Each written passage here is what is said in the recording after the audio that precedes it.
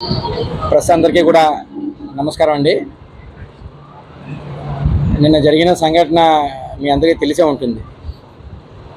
ఏదైనా వ్యవస్థలోనే ఏదైనా తప్పిదాలు జరుగుంటే, వాళ్ళకి ఏదైనా అనుమానం ఉంటే, ఆ జరుగుతున్న దాని మీద ఏదైనా వాళ్ళకి అనుమానం కానీ ఇల్లీగల్ అని అనిపిస్తే,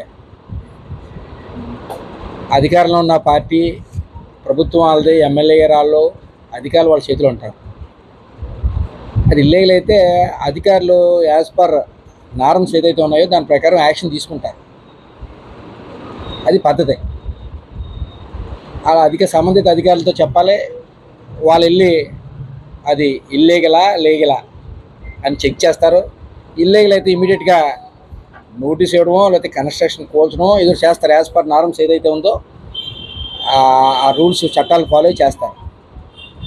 కానీ ఇక్కడ ఉన్న వ్యక్తి ఏంటంటే చట్టాన్ని వాళ్ళ చేతిలో తీసుకుంటారటండి. వాళ్ళ అధికారులు చెప్పరట, వాళ్ళే అధికారులుగా యాక్ట్ చేస్తారట, వాళ్ళే వచ్చేస్తారట, వాళ్ళే కూల్చేస్తారట. ఇది కరెక్ట్ కాదన్నది నా అభిప్రాయం. ఎందుకంటే ఎక్కడో రాయలసీమలోనో ఎక్కడో ఏదో ఉంటే ఉండొచ్చు, కానీ ఇక్కడ మన ఉమ్మడి తూర్పుగోదావరిలో కానీ ఇంచుమించుగా ఈ ఉభయ గోదావరి జిల్లా కానీ ఇటు విశాఖ కానీ ఎప్పుడు కూడా ఇటువంటి కల్చర్ లేదు. నెగ్గచ్చు, ఓడచ్చు.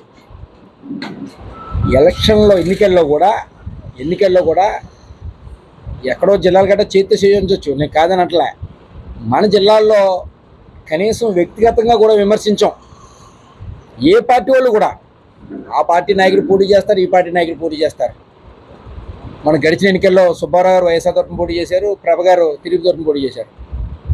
ప్రభ గారు ఎక్కడ వ్యక్తిగతంగా మాట్లాడరు, సుబ్బారావు గారు వ్యక్తిగతంగా మాట్లాడరు. మన కార్యకర్తలు వాళ్ళ కార్యకర్తలు ఎవరు కూడా వ్యక్తిగతంగా మాట్లాడడం. పార్టీ స్టాండ్ మీద మాట్లాడతాం. ఇప్పుడు పార్టీ మీద మాట్లాడతాం, సిస్టమ్ మీద మాట్లాడతాం. నాయకులు కూడా మనం మాట్లాడడం. మన జిల్లాలో అయితే ఎక్కడో మాడచ్చు, మనం కాదంటలే. మన జిల్లాలో కల్చర్ చెప్తా ఉన్నాం. అధినాయకులు కూడా మాట్లాడడం. మనం అటు చంద్రబాబు నాయుడు మాట్లాడడం, ఇక్కడ జగన్ గారిని మాట్లాడరు.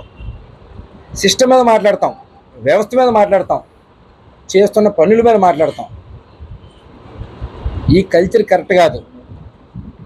ఇక్కడ ఏ నాయకులన్నా ఇందాక చెప్పినట్టు గెలిచినా ఓడినా కూడా అందరూ కూడా చిన్న చిన్న నాయకులు, కార్యకర్తలు. ఇక్కడ రాజకీయం ఉంటే రాజకీయం చేసుకుంటారు, లేకపోతే ఎవరి పని అడుగుంటుంది, వ్యాపారం వ్యవసాయం ఏదో చేసుకుని పోతారు.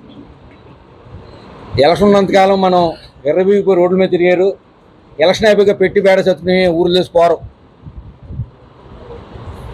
మన దగ్గర. ఎందుకంటే ఎవరు బతుకు వాళ్ళది, ఎవరు వ్యవహారం వాళ్ళది.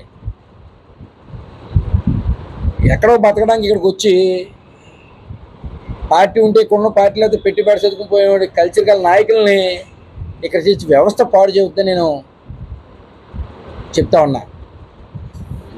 ఎందుకంటే ఇప్పుడున్న ఎమ్మెల్యే ప్రభ గారు కూడా ఆ టైప్ చేస్తాను అనుకోను.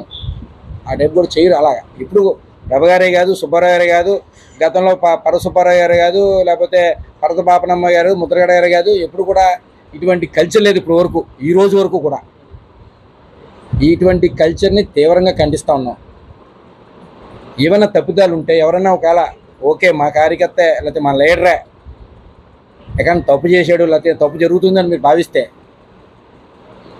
వ్యవస్థ అంతా, అధికార వ్యవస్థ అంతా మీ చేతిలో ఉంది, మీరు చెప్పండి. వాళ్ళ చేత ఎటువంటి యాక్షన్ తీసుకుంటారో తీసుకోమనండి, ఇబ్బంది లేదు.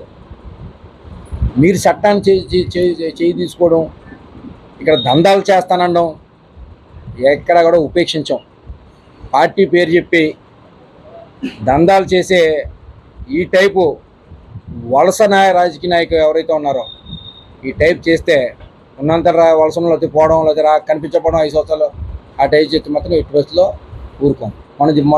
మొన్నే రీసెంట్గా ఎలక్షన్ అయిపోయిన తర్వాత జెడ్పీటీసీ లేడీ ఆమె వాళ్ళ ఇంటికి వెళ్ళిన అలా ఇంటి ముందుకు వచ్చి చాలా బీభత్సం చేశారట. అరుపులు కేకలు, బయట రండి అని గట అన్న. కొత్తరంకోటలో చిన్న ఉంటాడు, ఆయన ఇంటికి వెళ్ళి అలా గడబడి చేశారట.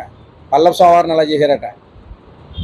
ఇలాగా ఆయన చేసిన ఫోన్లే వాళ్ళు ఎగ్గిన ఆనందం ఉంటారు. సరే ఎందుకు కాము ఊరుకున్నాను. సుబ్బారావు సముదాయించారు, మేము కూడా మా దృష్టి కూడా వస్తే మేము కూడా ఆ రకంగానే సముదాయించాం. అలాగే మండపంలోనే నక్క బాబుజీ గారింటికి ఇలాగ వెళ్ళారు. వెళ్ళినా సరే వాళ్ళు నెగ్గిన ఆనందం ఉన్నారు. మీరు ఎక్కడా కూడా మిమ్మల్ని ఏదో రెచ్చగొడదాం ప్రయత్నం చేస్తున్నారు. మీరు సమన్వయం పాటించండి.